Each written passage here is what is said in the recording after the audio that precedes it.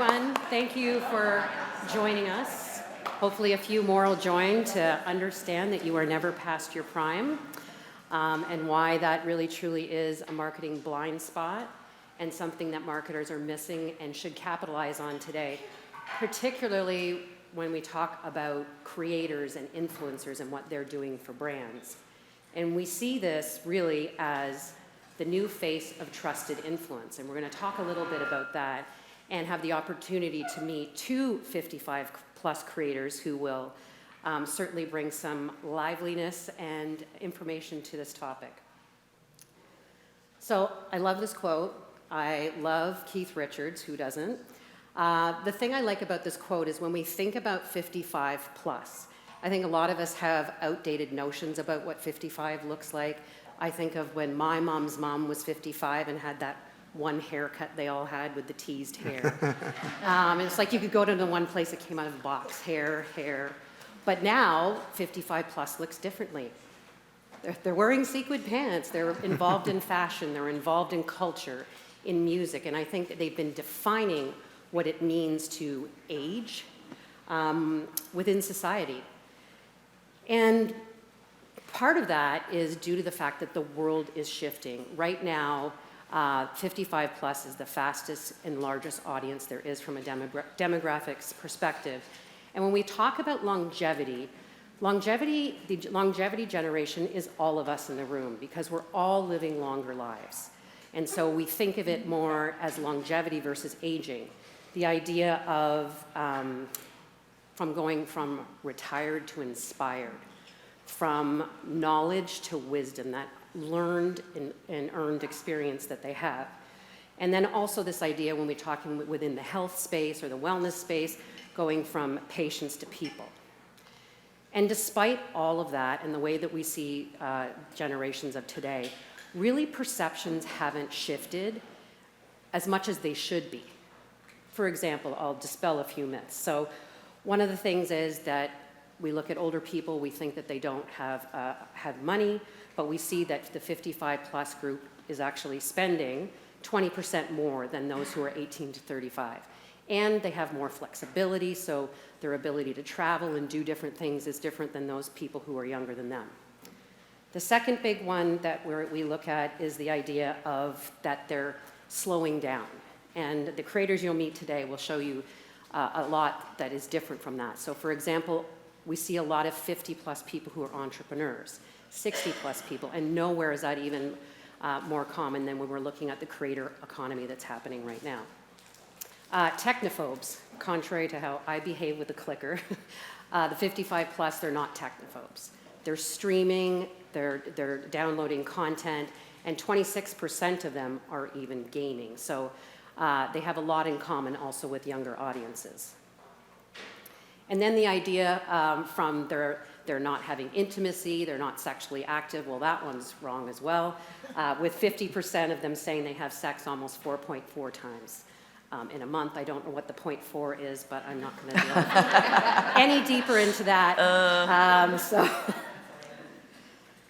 And when we look at from a global population, 55 plus makes up only 24.5% of the global population. Obviously, in certain countries around the world, that's higher. But what's most interesting about that is the fact that nearly 50%, am I on the right slide, of all spending power lies with them. And that is a lot of dollars. But from a marketing perspective, we see currently that only 5 to 10% of marketing dollars are actually being targeted towards this audience, which is a massive miss. And quite frankly, only 2% of images in television spots are those over the age of 60. And when people over 55 are shown, quite often they're shown as lonely, they have mobility issues, and while that is certainly true of many people, it's not the norm. Or if they're in commercials, they can often be kind of comedic fodder because they're technophobes and they're always struggling. So we see that the 55 plus are not seeing themselves reflected in marketing or advertising. And what that does is, at Edelman, we study trust a lot, and we broke out trust in age group, and we see that as you get older, the trust in brands starts to fall. And a lot of that can be attributed to the fact if you don't see yourselves reflected in the creative, in the advertising, if you don't feel that they're paying attention to you, trust is going to wane. But on the positive side, when we think of 55 plus, they turn to their peers. They turn to people who are like them because they feel they represent them, which is why the creator economy has been one of the areas that has grown so quickly because they're filling the gap that brands can't currently fill. And so don't think of them as culturally irrelevant because they're actually, in many cases, leading culture. And 60% of those, over 45 to 60, actually want to become creators. I'd like to become a creator one day. I tell my company all the time, turn me into one. And the interesting thing is TikTok is one of their new hangs. So over, I guess, between 2021 and 2023, TikTok saw a 67% increase in people over the age of 50 who were on their platform. Add to that, let's talk about Singapore. They saw 52% growth in creators who were actually putting content on their platform. And the other interesting thing is from an authenticity and an engagement standpoint, we're seeing that older creators find a way to more authentically connect and engage with younger audiences. So 7.3 versus 5.3. And the important thing is for marketers and people alike is they're not just influencing, they're actually driving real purchase. So we see that 70% of boomers have made a purchase based on a creator or influencer's recommendation, and 67% of Gen X. So it proves, I mean, I do it all the time, that creators are having an impact and that the 55 plus is actually on social platforms. So really they're a powerful force. They are trusted by their peers, and they're also trusted by younger followers. They have niche authority. So this idea of earned or lived wisdom, they're able to talk about areas that they're very passionate about. So whether that's finance, whether that's wellness, music, anything like that. And they seem to be connecting with audiences. And they have intergenerational influence, and we'll talk a little bit about that later. So 55 plus don't just follow, or young people don't just follow young people, they're also following the older creators as well. So, and we think of their content, we believe they cook, and in the Gen Z sense of the word. So I'll share some content from our two panelists and creators that I'm going to invite up just shortly.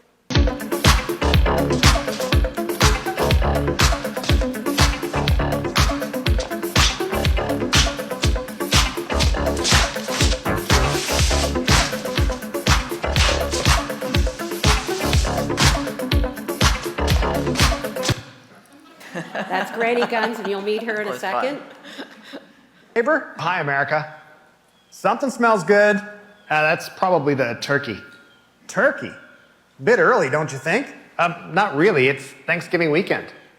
Nice try, neighbor. Thanksgiving's not until November. In Canada, it's in October. Really?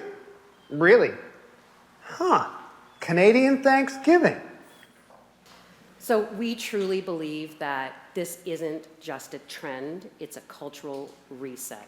It's invigorating, and it's really helping to drive engagement across all audiences. So with that, I would like to bring up Granny Guns, the granny of bodybuilding, the most followed older female, the most followed older female athlete in fitness on earth, and the oldest sponsored female athlete. And then Stuart Reynolds, better known as Brittle Star, one of the internet's favorite dads, and master of modern humor. Welcome. Thank you. I was going to ask you, Jen, before we get started, can I get a copy of that slide with the sex 4.4 times a month to show my wife? Yes, you can. I wanted to know the 0.4 is natural. So. I will make sure that you get that. Okay, good. So I'm going to start off, just spend a few minutes so you can get to know the panels themselves as people and individuals. So I'm going to start with you, Granny. Your story of starting a fitness journey at the age of 58 and becoming a global icon of resilience to millions is inspiring. But it didn't really start with an audience at first. So overall, what pushed you to start, especially at a time where most people are thinking of slowing down? Well, honestly, at 58, I own horses. I have a small farm. And I was weak going down the hill and coming back up the hill to feed my horses. I didn't feel very strong. So I figured, I got to do something to get stronger. I got to feel better. And I started exercising at home. And then I had a medical emergency and was in a hospital. And that was another wake-up call where I had to learn how to eat and nourish my body while I was getting stronger. And they both came together. And I was exercising at home for 5 years. My son transformed, went to the gym, and he got in phenomenal shape. Showed me a video of a woman who was older than me with lots of muscles. And I'm like, well, if she can do it, I can do it. And that got me into the gym. And now you can't keep me out of the gym. I just love it. I love to work out. I love to feel strong. I love to see the transformation in my body, and I love how I feel. Amazing. Stuart, you've been called the internet's favorite dad. That's quite the title. But like many creators, success didn't come overnight for you, and we were talking about this morning. Can you share how you found your lane in this digital world, and what made you start creating content in the first place? Yeah, it started back on Vine. Does anyone remember Vine at all? You're all old enough to know, say, yeah, exactly. And I started making Vines to make myself happy. We were going through a terrible time in our family fiscally. Our business had collapsed, all that kind of stuff. And I found when I was making videos for myself to make myself happy, I'd be making other people happy. So it was rewarding, and it was just kind of a fun thing to do. And after a couple of viral videos, Disney came contacting us and said that they would like us to come down to California and to make some videos. And I was like, you can get paid for doing this? And I said, my kids rather will be really sad that they can't go to California. And they said, no, you have to bring your kids too. And I said, okay, that's fine, I guess. Yeah, no, it's such a weird thing to get into. I started when I was 43, and people used to comment, what are you, like 40? I'd be like, yes, I'm like 40. Moisturize, yeah. Granny, so was there a moment when you started this journey that you felt people were underestimating you? So whether that's for your age or even as you started to explore TikTok and Instagram to connect with others? I didn't believe I could have such an impact on social media, honestly. And in the gym, it wasn't so much, people would look at me and they admired me for my physique. They encouraged me. I actually got my name from a fellow gym member in a women's room. She said to me, man, I got to get some guns like that. And the name just kind of stuck after that. With me being older, Granny Guns came to pass. And it stuck, and everybody knows me as Granny now in the gym. But that just kept me going. It really helped a lot, and that's why I am where I am now. Stuart, have you seen, you talked about someone during the Vine days. I remember asking someone once, do you know what Vine is? They said, don't worry about it, it'll disappear. You don't have to learn. How dare you? But have you seen attitudes, say, over the last 15 years towards older creators change? Or do you still run into assumptions about being No, over a it's certain funny, age? because I think when I started doing it in 2013, it was really, like you'd say, what do you do for a living? I'm a content creator. I make videos on the internet. People would first of all ask, what kind of videos do you make on the internet, with a raised eyebrow? And they'd look me up and down like, obviously you're not in them.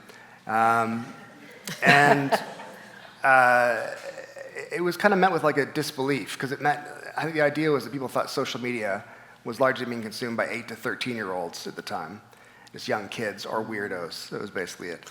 And now I think there's more and more people, see it it's now the ease of use, ease of consumption has become so wide that all generations are consuming entertainment through social media. And so if you are there for them, you'd said earlier in your remarks at the beginning that people need to see themselves, which is true in a wide regard of things. But I think people are getting older, they want to see people who are their age. Mm-hmm. And just to that point, if you think about your audience, which spans multiple age groups, what do you think it is about your content in particular that you think resonates cross-audience? I think, much like Granny Guns, I think I'm aspirational, but on a different end of the spectrum. I set the bar so low that it makes people feel good about themselves. But it's true. I think one of the interesting things about my demographics is it's like 18 to 24, and then kind of disappears for a bit and goes 45 to death after that. And I think it's because people who are my age and older look at me and go, well, he's still having fun. He's still, the age he is, he's having fun, he's getting out there and doing stuff. And for younger people, they forget about their own mortality and they go, he's still having fun, so that's good too. Mm-hmm. That's great. Granny, we were talking about this in the green room. What was the moment you started sharing on social, you started to share your fitness journey? What was the moment where it took off and people started to really follow you and you amassed an audience? Well, for 6 months, my son was filming me in the gym, just doing content and just filming my journey, watching my progress. And I was building towards a competition. And I competed for the first time at 65 and brought home trophies. Then we had a video that went viral right after that. My muscles are getting bigger, and they were getting bigger. So it went nuts. And then Instagram just took off, and TikTok took off. It started on TikTok. And within a few months, Instagram picked it up, and it just went crazy. And I just kept doing my thing, and people love it. So you get recognized when you're out? Oh, in the airport, at the grocery store, at the gas stations. Obviously at the gym, everybody at my gym knows who I am. I mean, they call me Granny. I'll hear my name, and I'll just be walking through the gym, and Granny's here, and I'm like, yeah, Granny's here, okay. And they love it. They love being able to work out with me. They think, this is great, she's in our gym, this is wonderful. I feel special. And they makes them feel special because I'm there with them. Mm-hmm. They love it. That's great. We talked about this a little earlier, just the fact that the 55-plus audience is so overlooked, but they're projected to spend $15 trillion annually by the year 2030, but still getting less dollars. So, to you, Stuart, Mm-hmm. when we think about marketing, and I've talked a lot about this in other places, there's an interest to target the 55-plus, but when it gets down to it, a lot of brands or marketers are nervous. Why do you think they continue to be a little bit trepidatious or overlook this age group? I think it's based on assumption, again, that the people consuming it are all just young people. And it's foolhardy because I've been saying for years to my agent and to agencies and to brands, the people who are my age are the ones out there buying cars, they're going on holidays, they're going on cruises, they're buying new houses, they're buying cottages. They're the ones with the dollars they're going to spend. People 18 to 35, a huge demographic that does spend a lot of money, but they've got things like stupid kids they have to pay for. So. Well, it's interesting that you say that because some of the research that we conducted was about this idea of cross-generational influence. And there are certain purchases that the younger demographic will always speak to someone older. So these are usually the bigger ones. So an automobile, a car, investments, and interestingly enough, health and wellness. So as it relates to supplements and things like that. So it's definitely important to have that representation.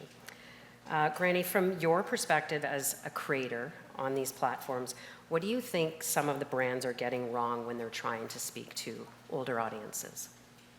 They don't believe that we can promote a product. And honestly, we can. I've been with 5 companies in the last 4 years, and I've promoted products that actually, truly work.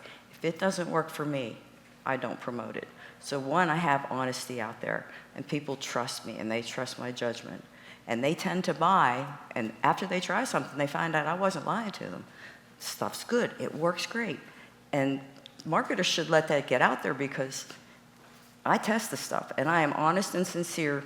Those people, my clients, my fans, they all trust me. And that's what gets them to buy, and they do buy.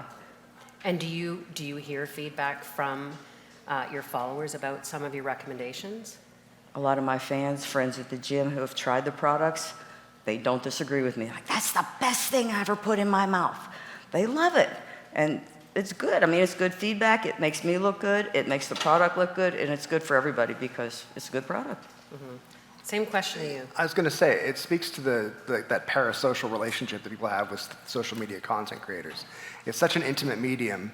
People are consuming it when they're lying in bed, when they've got headphones on the bus or the train, when they're on the toilet, which I don't want to think about that. But it's such an intimate, authentic relationship that there's such a trust there. And initially, I remember doing my first gig with Disney, and they were wonderful to work with, and it was a really good brand alignment. Then I did about 3 ads for a German dating site. Less of a good match. Are you serious? As a father and a middle-aged father to boot, it was just. But I was like, the electric bill has to be paid. I guess I'll do it. But I realized the value of that trust is huge, because much like Granny Gunn says, if I will not tell you to buy something. I will not shill something if I don't think, yeah, it's pretty good. It's pretty good. I like it. Because if you don't have that belief in the product, belief in the service, it doesn't have a good brand alignment, because you're putting, I think Granny would be say the same thing, we're putting our brands on the line as well. So it has to be a good match. If it's a good match, it's a very powerful combination. So I'm sure you're not without being influenced. Is there something that you remember recently that you saw on a platform or from another creator that made you make a decision towards a purchase or anything like that? Yeah, a lot of experiential stuff works like that for me, like going to certain restaurants, going to pubs in the UK and stuff like that. It's like, oh, I want to do that. I want to experience that. There's a fantastic account called Dead Pubs in the UK, and it's a guy who just goes to different pubs in London and talks about them in his style. And it's super impactful. And I think Stella Artois has hired him a few times now to go places. It's just, like, again, it's that trust. I trust him, and therefore I trust the product. Is there anything from your standpoint, Granny, or brands that you've seen that are doing a good job or that you support, that you like, that feel like it's getting you as an audience? The brands that I am currently with, I fully support. I've been with my company for 1.5 years on clothing. They have treated me so good, like family. We have events, they go kiss me on the forehead like I'm a grandma, like I'm part of the family. They make me feel so warm, and I feel like I'm part of them also. The relationship is great. The same goes with my supplement company. The product is good, it sells itself, I promote it, it tastes great, it works, and we work hand in hand, and it works really, really well. Right. I think a lot of us as marketers or people in the room, we spend a lot of our time talking about Gen Z, and there's always a focus on how do we bring in the next audience, how do we get them in the funnel. But as we alluded to earlier, older creators are seen as more authentic, more trustworthy, and are connecting with these younger audiences. And when we're chatting with both of you, you're proof that your audiences do span from teens to I don't like the word, but retirees or people who are on their next journey. Let's kind of talk a little bit about why we think that works, and I'll start with you, Stuart. You've said before that humor, and I think we would all believe this, is a universal language, and particularly on the internet, the stuff that we all send each other and the memes. You've built a strong multi-generational audience. Why do you think this cross-connection happens? And I know you also do content with your wife and your kids. I think there's a couple things. One is I try to live by the idea of entertain first, sell second. Because you're buying people's time, and you have to entertain them. So that if they watch an ad or anything else, it's got to be a case of, that was worth my time watching the ad. That, and I also think that when I started, I wanted to make humor that was like a pub joke, meaning your granny might be there, your kids might be there, your mom might be there. It might be an edgy joke, but it's a joke you can tell in front of everybody, and they'll all enjoy it for different reasons. And that's kind of been the goal for the whole thing, is getting that wide as possible net. Because then it's more fun. It's more fun when you're telling a joke with your family and different generations. Is your family outside of your name on TikTok? Are they doing their own things? Have you inspired them? Yeah, so my youngest son is Gregor Reynolds. He does very, very well. He's done a lot of things for TIFF recently, hosting the red carpet and stuff like that. And my mother was just on The Voice UK last year. So she's 78 as of yesterday. So Was she performing? she rapped, yeah. She did the Sugar Hill Gang. I'll tell a really brief story. Really? Yeah, a really brief story. January 24th, 2024, We were in a hospital room. This starts sad, but it gets funny. A hospital room with my dad who was dying, and my dad died on the 24th of January, 2024. 4 weeks to the day later, we're standing in a TV studio with 300 studio audience, myself, my sister, and my niece on camera, while my mother is duetting with will.i.am. It was bizarre, but it was a surreal moment. It was like the roller coaster of life in action. But it was that kind of moment where I thought, I was so proud of my mom for just doing it. It's like, she's not done. She's just not done. That's good. Yeah. Granny, we talked a little bit about how you have millions of followers. How many followers do you have? Do you know? On all platforms? Sure. 4.5 million. 4.5 million. Don't ask me the same question. Follow Granny. Follow Brittle Star. She doesn't need the followers. Follow Brittle Star. Hey, every little bit Forget helps. Granny. Come on, every little bit helps. What do you see has been the connecting force for you with younger audiences? Because you talked about how they'll come up to you in the gym. What is it about the content that you share, your particular journey, that you think is really driving this connection? Well, one, I'm a grandma. So everybody loves grandma. And the kids that don't have grandmas look up to me as their grandma. And they take my wisdom, my knowledge, all of that into consideration. And they trust me because I'm older, we've been around, experienced a lot, been through a lot of obstacles in life. And who else would know better than a grandma? So that's how the younger generation relates to me. And then we get into the middle age and the older. Of course, they admire me for doing what I'm doing at my age. So everyone is inspired in one way or another, and I can relate to all of them. Older, younger, doesn't matter, and everyone in between. It's the idea of this age is just really a social construct. It's humor, it's inspiration, and all of these things that are connecting people versus how old you are. So, sorry, did you have I was going to say, age is just a number. That's right. Don't let it hold you back. That's for sure. You can do anything you want at any age. If you were to give advice to, let's just say, marketers about connecting with the 55-plus crowd, or you can choose which way to answer this, or about engaging creators more, what would you say? I would say to be as open as possible to working with older content creators, because they weren't really a thing less than 10 years ago, and now they're very, very much a thing. And they do get followed by a wide spectrum of ages. It's not like they're only marketing to just their age group. They hit their age group for sure, but it's a huge reach. It's a massive, massive reach. If I get recognized, it's usually by someone under the age of 30 that recognizes me. Either that, or it's people with white hair. I've stood at a rest stop, and I've seen people walk in with white hair, and I'm like, yeah, here it comes. And I get asked for pictures all the time, and it's like, that's great. That's awesome. Granny? Advice for brands reaching out to creators? We can do anything if we put our minds to it. We can promote products. We can create. Our minds aren't gone. We can still do this in life while we still have time. And I think that with our wisdom and our history of what we've been through in life, we are the best influence out there for all generations because we have all that behind us. And all that experience speaks for itself.